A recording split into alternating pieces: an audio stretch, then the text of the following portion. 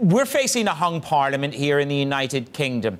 That's a fact. Is this the worst case scenario for the leaders of Europe as they waking up this morning, Macron along with Madame Merkel? This is not good news for Europe either, is it?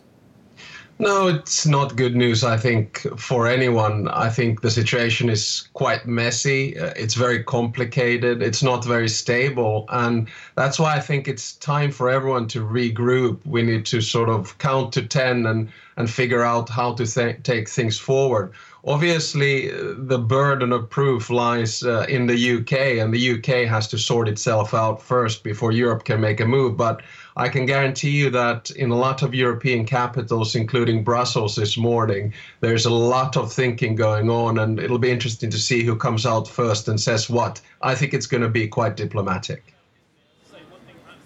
Yeah, you say that we need to maybe count to 10, Alexander. Good morning to you. Is a delay possible? Are we talking about a situation where the EU27 could put things on hold, give the UK more time? That would sound unlikely. Well, the problem obviously is that Article 50 has been kicked off with a letter at the end of March, and that means that the clock is ticking and the deadline is coming up in March 2019. The other problem is that a lot of European leaders are a little bit wary about the European elections in 2019 in May, so that's quite a fixed deadline. But, never underestimate the capacity of European lawyers to come up with creative solutions. I just think that the issue of Brexit is so colossal, both for the United Kingdom, as we can see things unfolding just in the past 12 months, and obviously also for the European Union. And that's why I think we really need to reflect carefully on what is going on. These decisions are being rushed through, including this election, and it's not doing good for anyone. Alexander, one of the responses we've heard so far from the former Chancellor of the Exchequer here in the United Kingdom, George Osborne, he has said that a hard Brexit is firmly in the bin. So as we look at a hung parliament, would you concur with that sentiment? A hung parliament, a weakened Tory administration would lead us potentially to a less hard or less aggressive Brexit? Well, I should probably give a fair warning. I'm good friends with both George Osborne and David Cameron. Having said that, I actually think that this further weakens the UK negotiating hand. I never felt it was strong anyway.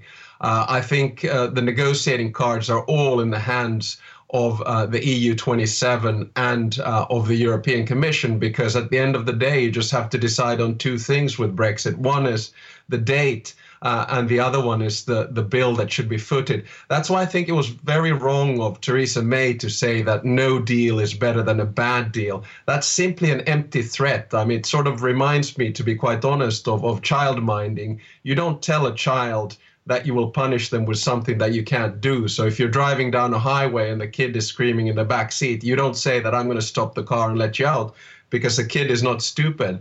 You're not going to do that. So these kinds of threats do not work. I think the negotiating hand of the UK is weaker.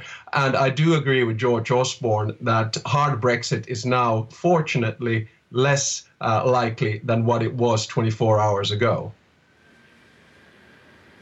Yeah, that's interesting. I mean, and looking at this as someone of your considerable political experience and looking at the gamble that Theresa May took here, I mean, the polls suggested that she was going to win out some 6 weeks ago.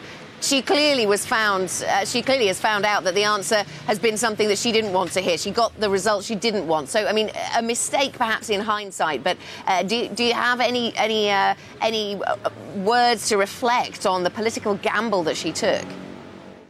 Well, I mean, obviously it was a political gamble, but I would like to emphasize that now that we're all in the midst of this election result, which is messy, which is complicated, and which will require a lot of negotiations, this is much more than Theresa May. This is much more than one election. This is about Brexit. It's about the United Kingdom leaving the European Union. That is the big picture in this question, and that's why I think we should take it a little bit easy. The truth is, and I know this myself, politicians come and politicians go.